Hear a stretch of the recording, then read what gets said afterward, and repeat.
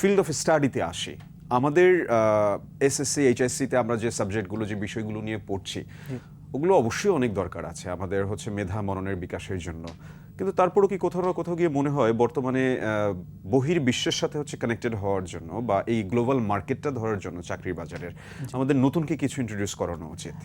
Basically আমাদের প্রথমে আসলে ডিসাইড করতে হবে যে আমরা আসলে কোন পথে হাঁটবো, আমরা আসলে নিজেদেরকে কোথায় দেখতে চাই।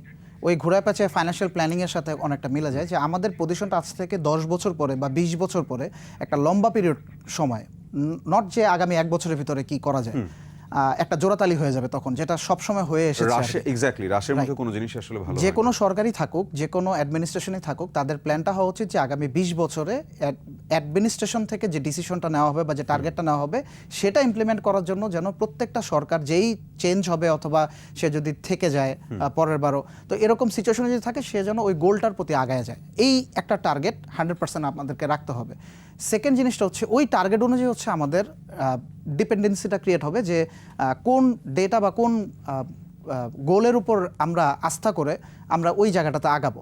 যেমন আমরা যদি টার্গেট নেই যে আমরা আমেরিকার মতো একটা ইকোনমিক্যাল সিচুয়েশন ক্রিয়েট করব অথবা জাপানের মতো আমরা একটা ইকোনমিক্যাল সিচুয়েশন ক্রিয়েট করব, তাহলে আমাদেরকে জাপান এবং আমেরিকা সম্পর্কে অ্যানালাইসিস করে তাদের যে সিচুয়েশনটা আছে এবং বাংলাদেশের যে প্রেক্ষাপট সেটার সাথে একটা কম্প্যারিজন করে আপনাকে একটা অ্যানালাইসিস করে বের করতে হবে রিয়েলিটির উপর বেস করে, রিয়েলিটির উপরে যে কোন পর্যন্ত আমরা যেতে পারি। হয়তোবা আমরা আমেরিকা হতে পারবো না, হয়তোবা আমরা জাপান হতে পারবো না, এটা হতে পারে, বাট আমরা কতটুকু পর্যন্ত যেতে পারবো আমাদের কারেন্ট সিচুয়েশনে। তো দেখা যাচ্ছে যে yes, young generation are doing all this thing. আপনিও, আমি যদি বলতে চাই, আপনিও কিন্তু সেই অর্থে হচ্ছে ওই সুযোগটা বাংলাদেশ থেকে পাননি, আপনি আপনার নিজের মতো করে হচ্ছে তৈরি করেছেন। So there are so many people, না মানে অনেক স্টুডেন্ট আছে যাদের মধ্যে আসলেই পটেনশিয়ালিটি আছে, কিন্তু ওই হেল্পটা না পাওয়ার জন্য আসলে হচ্ছে এক্সপোজারটা পাচ্ছে না। ডেফিনেটলি এবং বাংলাদেশের যদি আপনি ট্যালেন্টের যদি হিসাব করেন যারা মোটামুটি শিক্ষিত আর কি, মোটামুটি শিক্ষিত বলতে বোঝাচ্ছি আমি আন্ডার গ্রাজুয়েট ডিগ্রি তাদের আছে অথবা গ্রাজুয়েট ডিগ্রি তাদের আছে, এরকম যারা গ্লোবাল এক্সপোজারে যাচ্ছে তারা কিন্তু সবাই শাইন করতেছে, মানে এভরিওয়ান। বাট তারা বাংলাদেশে থাকতে গিয়ে দেখবেন 15-20 হাজার টাকার একটা চাকরি তারা খুঁজে পাচ্ছেন না, সিচুয়েশনটা এমন।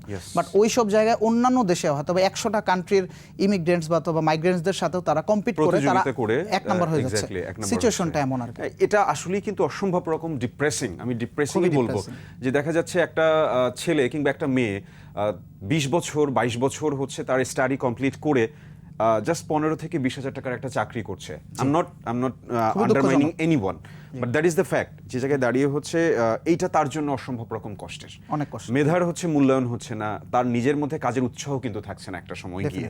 সামগ্রিক বিষয় নিয়ে we were talking about research, if I am not wrong, আপনি হচ্ছে এখন একটা ইন্টারন্যাশনাল হচ্ছে রিসার্চের সাথে জড়িত আছেন এবং কো অথররা I guess from international, right? জি, আমি একটা বুক চ্যাপ্টার পাবলিশ করেছি আর কি ইউএসএ তে এবং কানাডাতে অ্যাপেল একাডেমিক প্রেস থেকে, ওটা পাবলিশ হবে আর কি সামনে, অ্যাকসেপ্টেড হয়েছে আর কি বুক চ্যাপ্টার। এর ছাড়া আমার বেশ কিছু আর্টিকেলস আছে আর কি।